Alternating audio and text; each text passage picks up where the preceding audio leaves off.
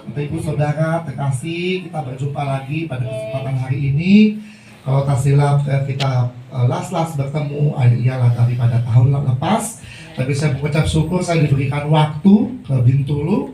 Walaupun saya beberapa kali ke Malaysia dalam setahun lebih ini, tapi saya bilang kapan lagi ya saya ke Bintulu ya, kapan lagi ya saya akan ke Miri ya.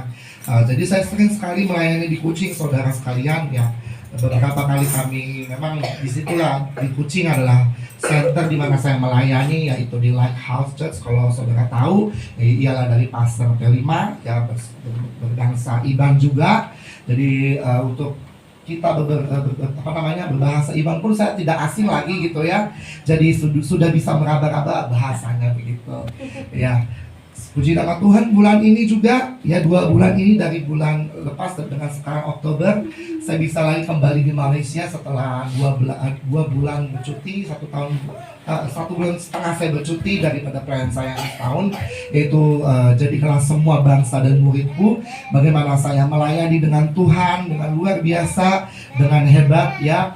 Ya, itu semua anugerah Tuhan. Kalau saudara tahu, saya berlatar belakangnya, sudah beberapa yang tahu kesaksian saya berlatar belakang dari Muslim yang tidak percaya akan Tuhan. Bagaimana Tuhan mengubahkan hidup saya di masa muda saya, ya, di masa di mana saya nggak ada hati ya untuk tahu saya menjadi hamba Tuhan, di mana saya nggak punya kepikiran menjadi seorang penginjil, tapi Tuhan di sini lagi memanggil hidup saya untuk melayani Tuhan, walaupun saya tidak bilang saya tidak mau saya bilang gitu. Saya menolak hal-hal ini karena bagi saya ini satu pengalaman yang biasa saja saya bilang waktu itu. Tapi Tuhan menegaskan lagi sekali lagi, aku akan menjadikan engkau penjala manusia. Aku akan memberikan engkau kuasa untuk memberikan anugerah kepada bangsa-bangsa ya di kota di mana saya berada. Disitulah saya berjumpa dengan Tuhan. Disitulah saya bisa menerima anugerah Tuhan. Di situ juga saya bisa belajar bagaimana saya berjumpa dengan Tuhan. Pada kesempatan hari ini saya mau mengajar bagaimana kita dihidupi, kita ditinggal di mana kita di kota kita berada, yaitu di provinsi ya, kalau kita bilang provinsi Sarawak, negeri Sarawak, di mana kita tinggal di kota Bintulu. Bagaimana sekali lagi kita menghidupkan kembali api revival, bagaimana sekali lagi kita menghidupi api kebangkitan. Puji Tuhan juga saya baru saja menyaksikan konferensi demi konferensi yang sudah diselenggarakan di Tanah Borneo ini daripada Keke ya, doa tornado yaitu doa bagaimana kita selalu berdoa, setiap hari kita harus berdoa dengan keadaan apapun, kita sakit ya, kita sehat, kita bersukacita, kita sedih, tetaplah berdoa. Bagaimana alasannya kita tetap berdoa? Karena berdoa adalah satu kunci di mana salah satu kita mempunyai hidup yang selaras, sejalan bersama dengan Tuhan. Itu yang saya dapat, itu yang saya bisa terima. Doa yang menghidupkan hati kita, doa yang menjadi salah satu kunci kita bisa berjalan dengan iman. Ya, dengan iman ialah dengan hati yang percaya, dengan benar-benar sepenuhnya kita menaruh harapan kita, menaruh pikiran kita dan perasaan kita bersama dengan Tuhan. Ya, saya membacakan firman Tuhan. Lalu kita buka firmannya, bisa next slide. Firman Tuhan di dalam Yehezkiel pasal ke-36 ayat 26. Firman Tuhan di dalam Yehezkiel pasal ke-36 ayatnya ke-26. Demikianlah firman Tuhan. Aku akan memberikan kepadamu hati yang baru dan menaruh roh yang baru di dalam batinmu. Aku akan mengeluarkan dari tubuhmu hati yang keras dan memberikan kepadamu hati yang taat. Di sini saudara sekalian, bagaimana saya belajar taat bersama dengan Tuhan. Bagaimana menurut saya taat ini adalah salah satu komitmen ya, komitmen 100% kita bersama dengan Tuhan. Ya, kalau saya pribadi, bagaimana saya menjalani pelayanan saya selama 1 tahun ini, walaupun saya mengatakan Tuhan di umur saya yang ke-25 tahun, dari 23, 24, 25, saya harus bekerja, saya bilang begitu, saya harus bekerja mencukupi diri sendiri, mencukupi segala macam kebutuhan di rumah saya. Tapi Tuhan mengatakan, aku akan memberikanmu, walaupun sangat-sangat cukup bagi saya. Tapi saya mengatakan, saya melihat lagi ya, di dunia ini ya, Manakala kita mau bekerja, kita mau mendapat hasil yang lebih lagi. Tapi saya di sini saya mau belajar taat, saudara sekalian.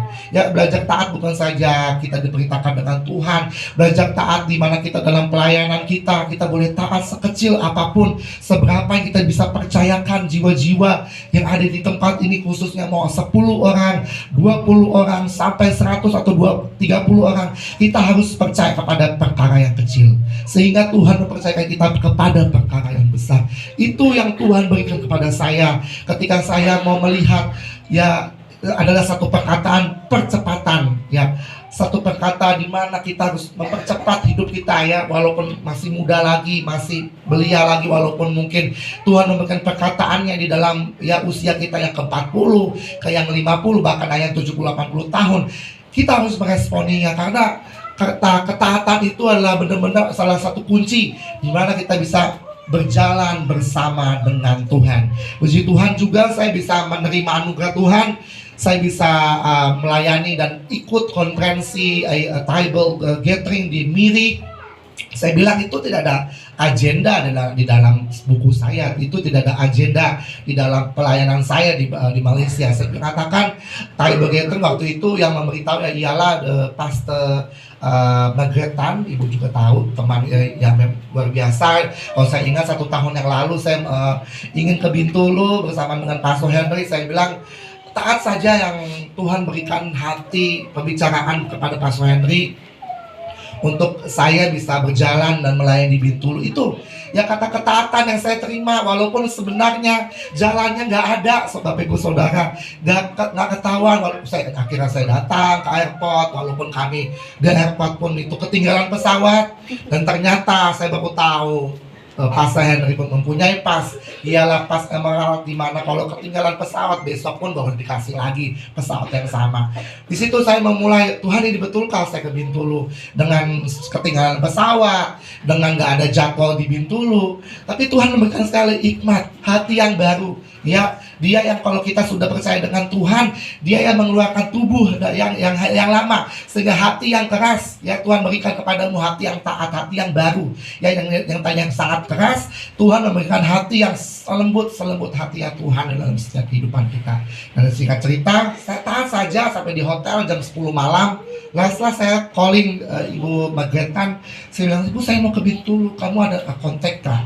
Saya kontak beberapa hamba Tuhan di 3-4 orang di Bintulu, tidak ada yang connection sama sekali. Dan akhirnya terakhir saya bilang, ini terakhir Tuhan, saya mohon sekali Tuhan. Akhirnya Ibu Helen yang di dalam sini, saya bilang, beberapa saja saya taat Tuhan.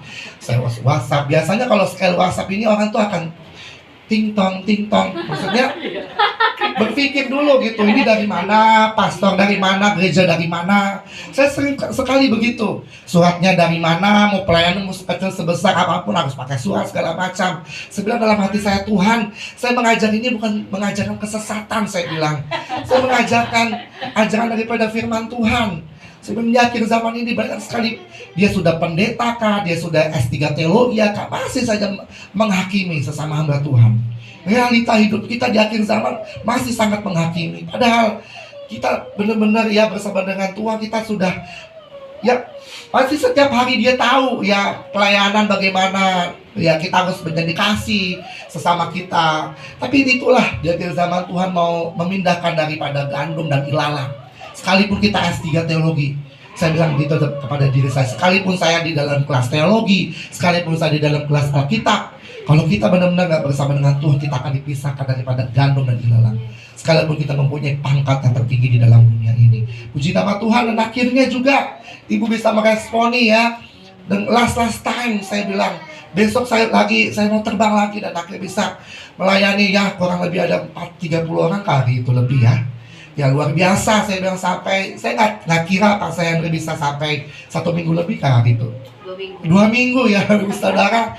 Hamba Tuhan dari jauh sana, dari Amerika. Saya pun nggak kenal beliau secara langsung. Kami ketemu di rumah doa gitu, yang SIB kasih. Tapi Pastor Henry mempunyai perkataan daripada Tuhan, ayo kita ke Sarawak, saya mau ke Miri atau mau ke Bintulu.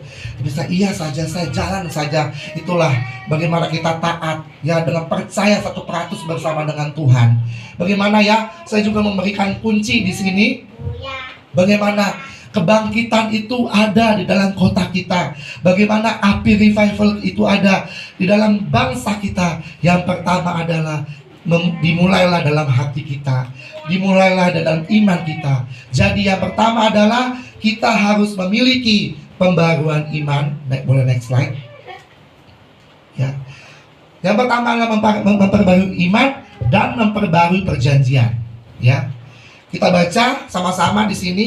Kalau yang kelihatan 3, 2, 1. Memperbarui perjanjian adalah bentuk tanda pertobatan yang nyata di dalam hidup kita. Adanya hidup yang lama yang merasa kering, kehidupan rohani di padang gurun, itu berarti kita harus menghadap tahta hadirat Tuhan yang bisa membuat kita dihujani keajaiban dalam sidang ilahi. Amin. Mungkin saudara sekalian agak kurang biasa dengan kata-kata keajaiban dan sidang ilahi kalau beberapa di antara kita mengikuti di daripada manain, kita seringkali mendengar kata-kata sidang ilahi, percepatan, dihujani keajaiban. Ya, yang saya bisa bilang di sini sidang ilahi bersama saya bilang adalah kita berdiri di hadapan Tuhan dan manusia.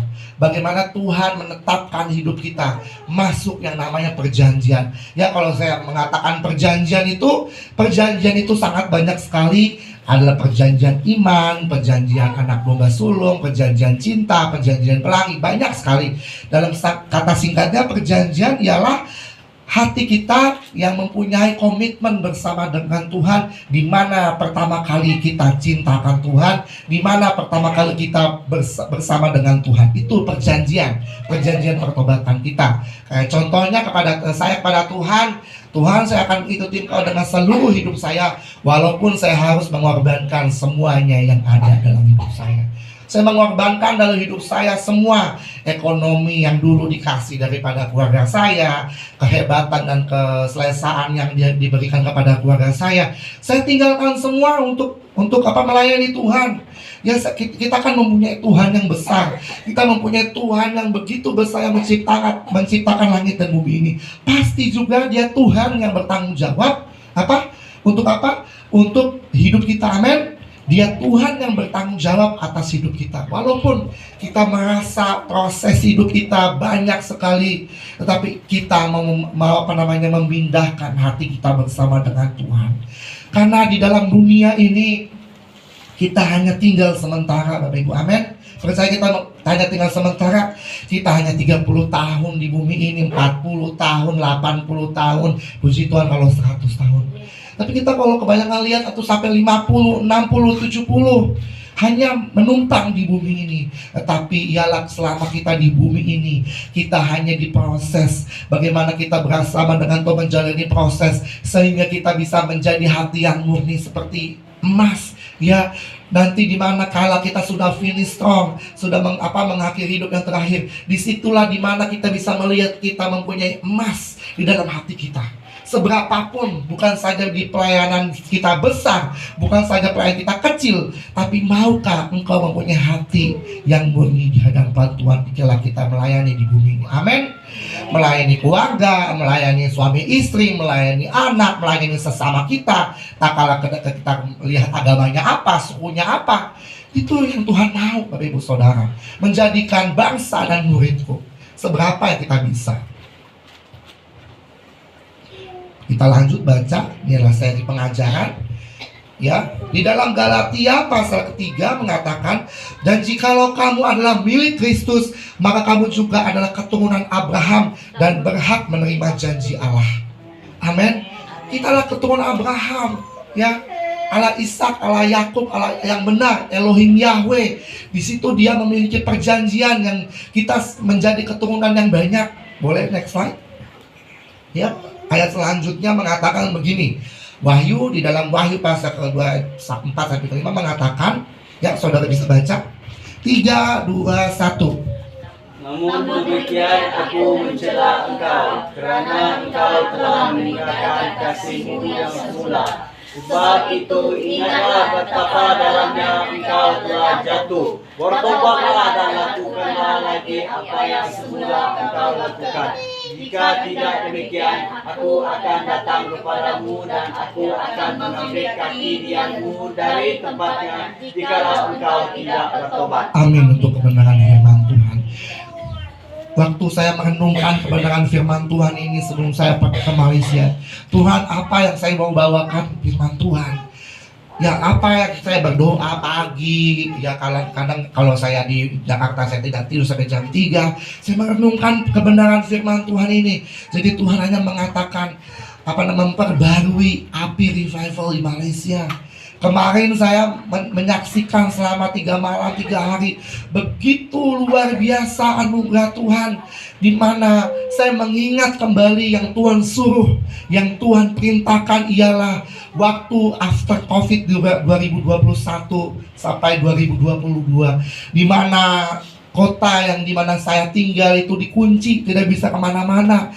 Orang sekelas saya, seorang awam yang biasa saja tidak bisa kemana-mana, tidak bisa keluar kota, tidak bisa keluar negeri, semua dikunci. Tapi di situ saya merenungkan kebenaran firman Tuhan, dan di situ Tuhan memberikan perintah kepada saya, Rio, pergilah ke seluruh Malaysia, beritakanlah Injil di seluruh Malaysia, sebab kedatangan Tuhan sudah sangat singkat. Ya, beritakanlah ke ujung-ujung negeri Malaysia, dari ujung Kelantan sampai Langkawi, sampai Sarawak, dari Sarawak ke Ulu Baram lagi sampai kepada Sabah. Di situ saya terdiam. Ini benarkah Tuhan?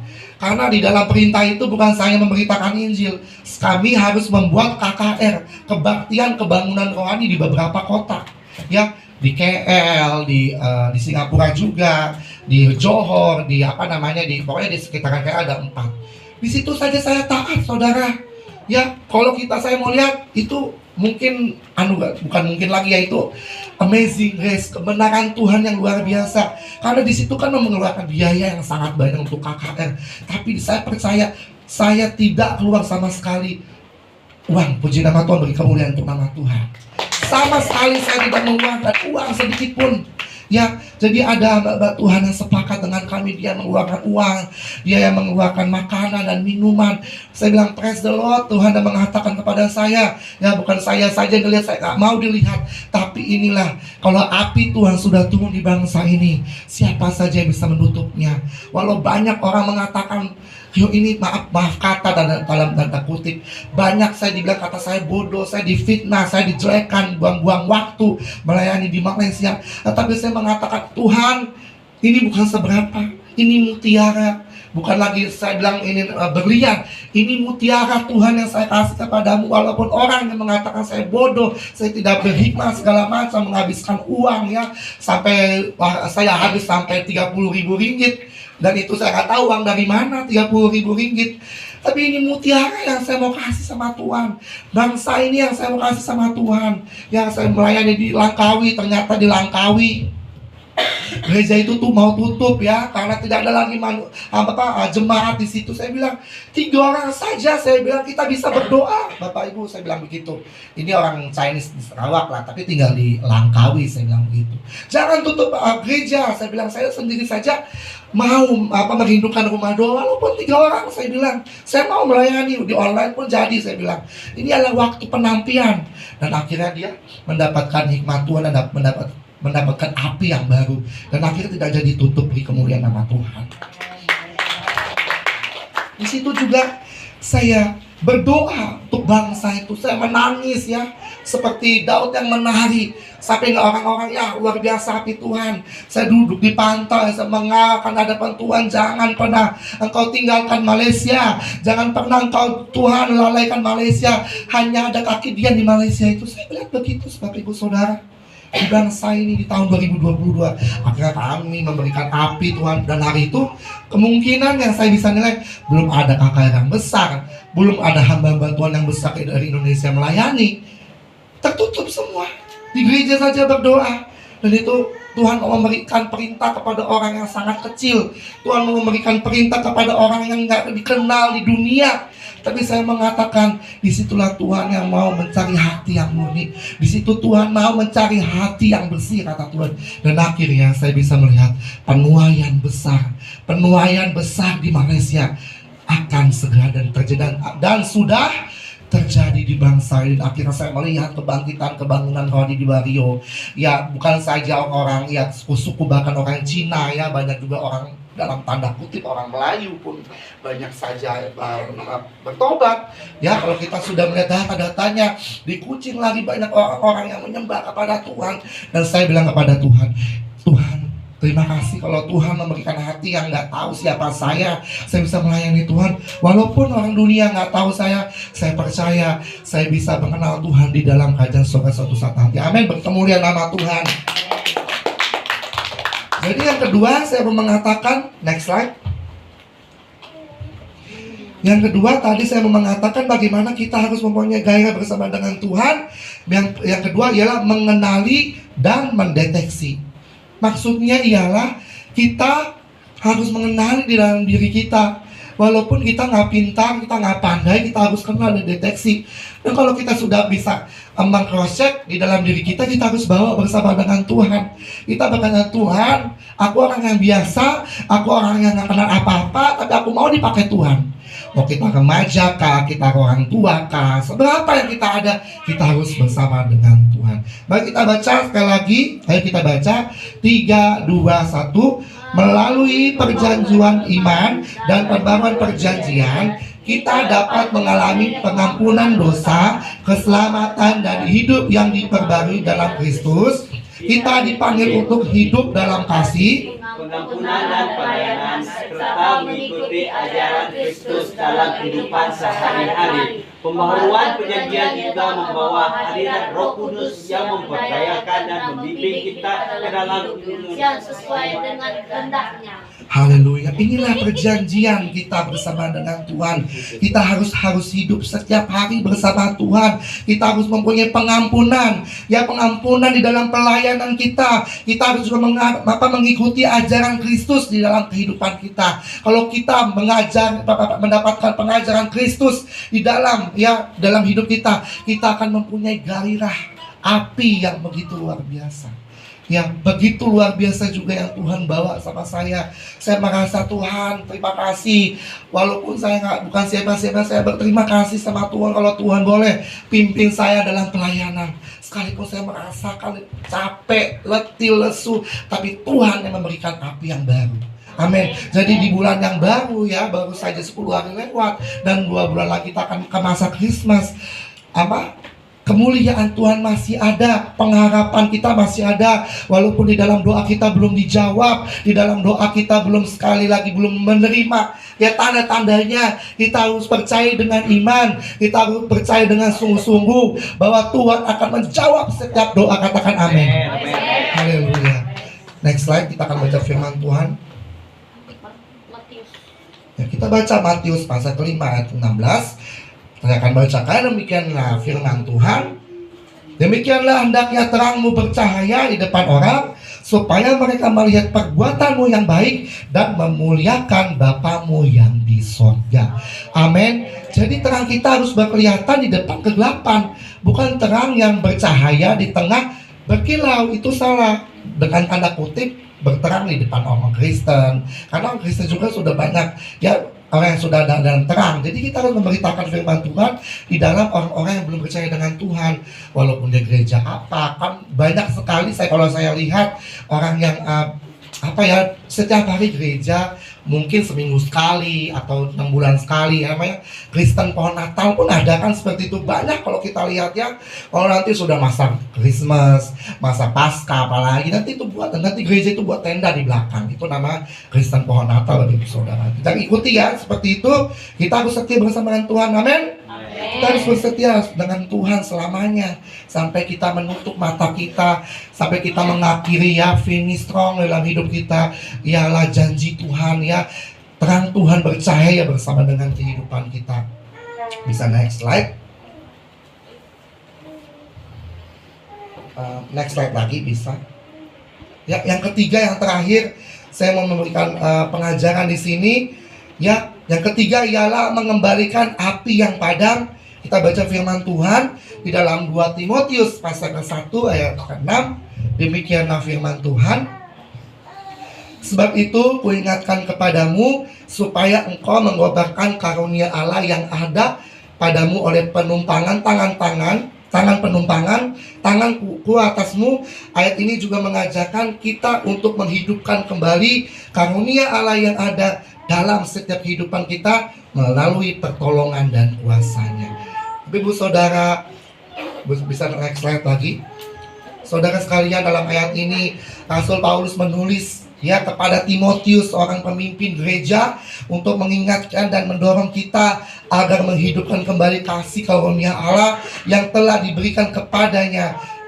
Kalau kita lihat Paulus yang seorang tokoh yang besar, yaitu tokoh yang saya sangat-sangat cintai, yang saya sangat puji, yang sangat saya teladani, ialah Paulus kepada Timotius juga. Dan dia menyuruh untuk mengaktifkan dan memanfaatkan karunia yang telah diberikan oleh Allah. Contohnya begini, seperti Bu Ellen, mempunyai karunia kesembuhan, karunia penglihatan, karunia berbahasa roh dan segala macam. Jadi kita harus pakai karunia itu untuk memberkati sesama kita. Dan juga kalau kita sudah mempunyai karunia, kita harus juga impartasi kepada orang-orang di sekitar kita, kepada anak-anak kita, kepada murid kita, kepada semua yang kita boleh kenal. Amin. Dan hari ini juga saya mau memberikan impartasi, walaupun kita seberapa yang banyak, saya akan memberikan impartasi bagaimana di akhir zaman ini kita dipilih, kita dipanggil untuk bersama dengan Tuhan. Bagaimana kita harus setia bersama dengan Tuhan, bagaimana kita mempunyai minyak yang baru, buli-buli yang baru, sehingga Tuhan mendapati kita setia sampai garis akhir. Dan ayat penutup pada siang hari ini saya mengatakan, boleh next slide. Nah, siang ini saya mau mengatakan Matius pasal ke-24 ayat 14. Demikianlah firman Tuhan. Dan Injil kerajaan ini akan diberitakan di seluruh dunia, menjadi kesaksian bagi semua bangsa. Sesudahnya itu barulah tiba kesudahannya. Saudara sekalian, maukah kita memberitakan Injil? Memberitakan Injil bukan saja harus ada di gereja, bukan saja harus ada di rumah doa. Kita harus membawa mimbar yang kudus ini bersama orang lain di luar sana. Kita harus menjadi penakluk bangsa. Kita harus menjadi penakluk bangsa sekali lagi. Kita harus menjadi pembenar bangsa, penjaga doa. Kita harus membangunkan fajar di bangsa ini. Jangan sampai neraka itu penuh. Jangan sampai kita itu tidak dapat setia. Kita harus kita harus ada api Tuhan yang begitu luar biasa. Katakan amin. Jadi, dan Injil kerajaan ini akan diberitakan. Jadi kita jangan pernah lalai memberitakan firman Tuhan di rumah panjang, di suku-suku, di dalam kota dulu dimulai. Di dalam kota dulu dimulai, di negeri kita, di bangsa kita. Kalau kita mempunyai kerinduan ke bangsa-bangsa, ayo dimulai seberapa yang ada. Tuhan mau melihat kesetiaan kita sampai kita mendapatkan mahkota kemuliaan yang begitu luar biasa. Kesimpulan firman Tuhan pada petang hari ini, revival akan menginspirasi dan mendorong kita semua untuk menghidupkan kembali semangat rohani, memperbaiki hubungan dengan Allah dan sesama, bertobatlah dan melayani dengan semangat yang baru. Revival adalah panggilan untuk setiap orang percaya agar hidup dengan penuh semangat dan memuliakan Tuhan Yesus Kristus. Haleluya. Jadi sebelum saya pamit dan meninggalkan kota Sarawak, saya percaya berapa ada di sini, marilah kita mempunyai semangat yang baru, mempunyai gairah yang baru bersama dengan Tuhan. Jangan lepaskan Tuhan dari apapun. Jangan tinggalkan Tuhan demi harta. Jangan tinggalkan Tuhan demi beban apapun. Jangan tinggalkan Tuhan demi seorang tahta di dalam pekerjaan kita. Jadi kita harus menjadi terang di tengah kegelapan, sehingga Tuhan dipenuhi dengan kemuliaan, sehingga sorga bersorak-sorai bagi kemuliaan bagi nama Tuhan. Dan saya undang pemain musik, kita doa sekali lagi. Saya mau mengimpartasi. Tuhan mengatakan kepada